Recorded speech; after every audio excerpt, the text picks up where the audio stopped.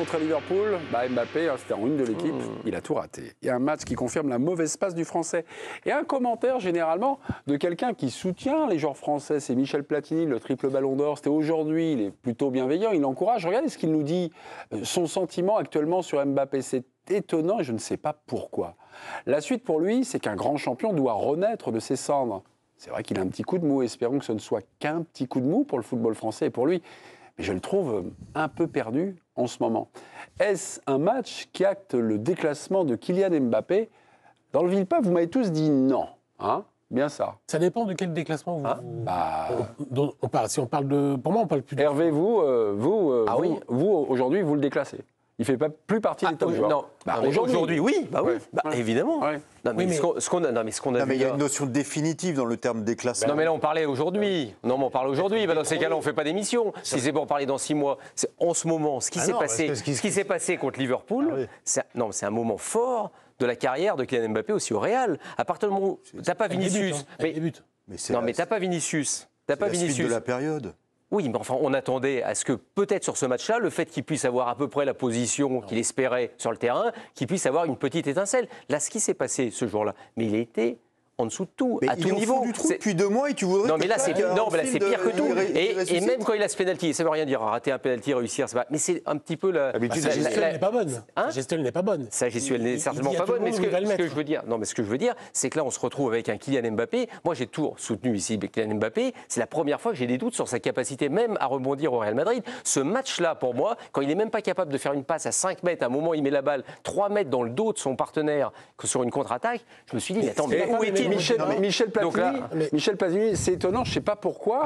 Il y a un petit coup de mot, il nous fait une généralité sur les grands champions qui va reverdir, mais je le trouve un peu perdu en ce moment. C'est aussi, je sais pas dans votre débat, Mémé, c'est que là, Hervé a parlé de passe à 3 mètres, de sport, de pénalty raté, de est-ce qu'il est encore dans le top mondial. Et en fait, pour moi, on ne parle plus de ça, en fait. Le gars, il n'est pas bien. Je pense que c'est très clair que psychologiquement, ça ne va pas du tout. Je n'ai pas la raison, je ne peux pas vous annoncer un truc, il a une dépression, mais je sais qu'il n'est pas bien, c'est tout ce que je sais, et que là on ne parle plus de foot en fait. C'est pas un déclassement, il n'est plus dans le top mondial. Enfin là on parle, là on est bien obligé de revenir au terrain. C'est-à-dire que là quand on parle du déclassement. C'est autre chose. Alors dans ces cas-là on ne peut pas parler de foot. Non mais Hervé, il y a combien de joueurs dans plus du foot. Non mais là où je soutiens Dominique, c'est que la résurrection. C'est pour ça que vous n'êtes pas président, je comprends. Le renouveau de Kylian Mbappé, il va prendre 6 mois, 8 mois. Tu peux espérer qu'il soit là au début de la saison prochaine. Mais au début de la saison prochaine, au début de l'année. Il y a un an ou de l'année prochaine. Moi, je lui donne la saison pour se refaire la cerise. Je pense que vous ne reverrez pas le Kylian Mbappé qu'on a connu avant le mois d'août 2025. Donc ça acte bien son déclassement sportif actuel. Mais non, mais c'est pas du déclassement. C'est quoi alors? Il a perdu son foot, mais c'est pas le. Donc il a perdu son foot, il est plus bon football, donc c'est pas un déclassement sportif. Sur le fond, je suis d'accord avec toi. Sauf que le déclassement a une connotation définitive que je ne veux pas... on disait bien actuel. Il a été détrôné. Déclassement, ça veut dire qu'il ne reviendra plus. Ah non, pas du tout. Pas du tout. Là, on a parlé actuel. On a bien dit un déclassement actuel. Non, mais pardon, mais je vous pose la question. Vous pensez qu'il va revenir? C'est juste une mauvaise passe. Moi, je pense qu'il a une chance sur... 2 chances sur 3 de revenir. Mais pas 2 chances sur 3 mois. Moi, j'en sais rien. Je sais qu'il a un problème qui n'est pas de... Vous n'en savez rien. Je sais pas. Si, parce qu'il ne s'est pas fait les croisés 3 fois. Il rate des passes à 5 mètres, comme dit Hervé, et ça, c'est pas du foot. Mais ça, c'est la confiance. Il sait faire des passes à 5 mètres. Ça, c'est la confiance. C'est la confiance. Mais non, des passes à 5 mètres, non, c'est pas de la confiance. C'est un geste technique. C'est un geste technique. Le mec est là, tu lui mets là. Donc, non, rater des passes à 5 mètres, c'est plus du foot. Non, mais il est même plus capable d'éliminer l'adversaire. Et c'est même pas un problème physique. Il est absent lui-même. Ce n'est plus Kylian Mbappé. Il est ailleurs. Je sais pas où il est. Oui, mais ce que j'arrive pas à comprendre, c'est comment tu arrives, après une telle conclusion, à dire finalement il n'est pas déclassé sportivement actuellement. Moi, j'ai jamais dit que dans 6 mois. C'est exactement ce que je t'ai dit. En ce moment, il est. Évidemment. Mais on a l'impression qu'un joueur de football, ça doit être comme les joueurs de PlayStation. C'est-à-dire, tu le prends, tu changes d'équipe, tu le mets et tout va bien. Si tu regardes depuis la finale de la Coupe du Monde, que c'est pas si vieux, 2022, tout ce qu'il a pris, tout ce qu'il a encaissé, tout ce qu'il a enduré, et il y a un changement de club, il y a un changement de culture. Alors même s'il parle déjà un peu espagnol, il arrive dans un vestiaire où c'est plus le kéké, mais le boss, c'est Vinicius, etc. Et quand tu regardes, on parlait tout à l'heure de Michel Platini, mais souvenez-vous, Michel Platini, quand il est parti, qui est arrivé à la Juve, il était absolument méconnaissable.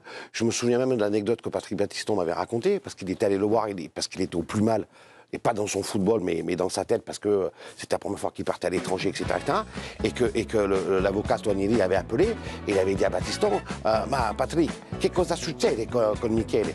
Et il disait, il n'est pas bien dans sa tête, il n'est pas bien dans son corps, mais il reviendra. Et il est revenu. Et Benzema, en 2009-2010, quand il était la première saison à Madrid, c'était pareil.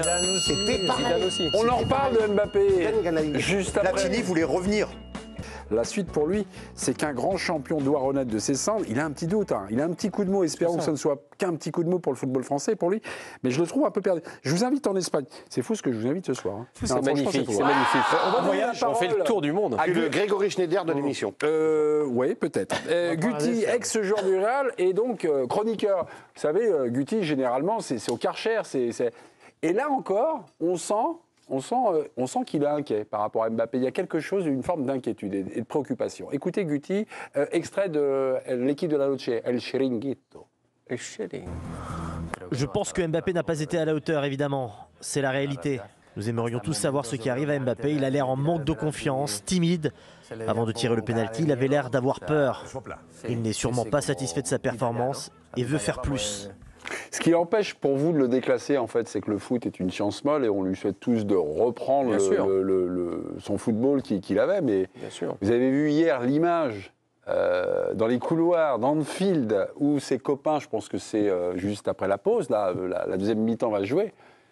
Il est seul, on dirait un gars qui va intégré à une équipe, il est seul. Alors, c'est juste une image. Il faut se méfier quand même des commentaires, mais il faut se méfier des images comme ça. Il y a quelque chose de très bizarre, non, avec Kylian Mbappé. Il a construit sa vie depuis qu'il a 12-13 ans et qu'il est identifié comme la pépite française et ensuite mondiale, sur le fait que dans la difficulté, il était toujours encore plus fort.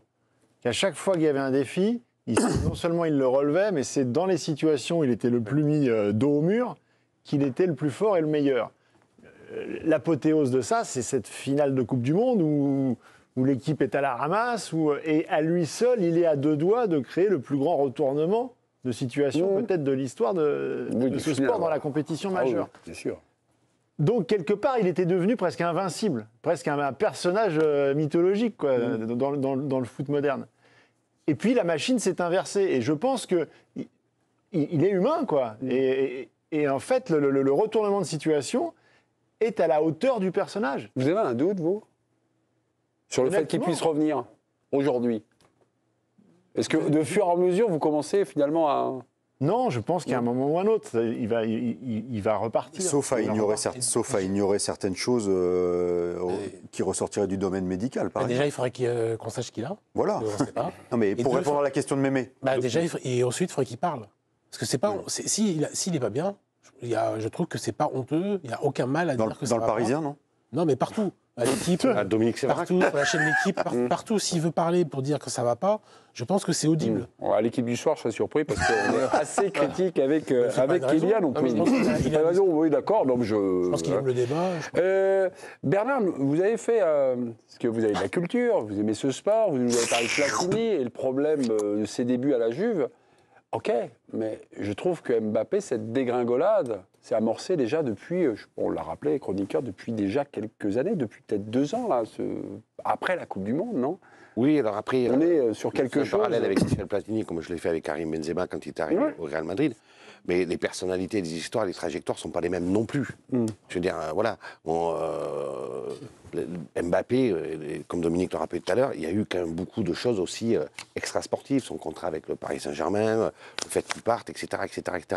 Je pense que c'est pas anodin qu'il se fasse mal au nez, qu'il se casse le nez à l'Euro, qu'il passe à côté de son Euro. Le précédent, ça s'était mal terminé aussi pour lui. Je veux dire, voilà, il y a une accumulation de plein de choses. Et que moi, je pense qu'il a beau être un super héros, ça reste malgré tout derrière la carapace quelqu'un d'humain. Et puis là, on parle rappelez-vous l'accueil d'Mbappé. C'est-à-dire que ça n'a même rien à voir, on parle Benzema, c'est 2 mondes différents. Mbappé, il est arrivé en héros absolu. Celui qui était attendu, c'est l'enfant prodige. Et puis il arrive, et puis ça ne fonctionne pas comme on peut l'espérer. Moi, je suis assez inquiet pour lui, mais j'espère... Surtout, il sort d'une année conflictuelle avec le Paris Saint-Germain. Bien sûr, c'est pas simple à gérer, je te dis. Qui n'est pas terminé et qui lui a forcément rongé le cerveau 24 heures sur 24.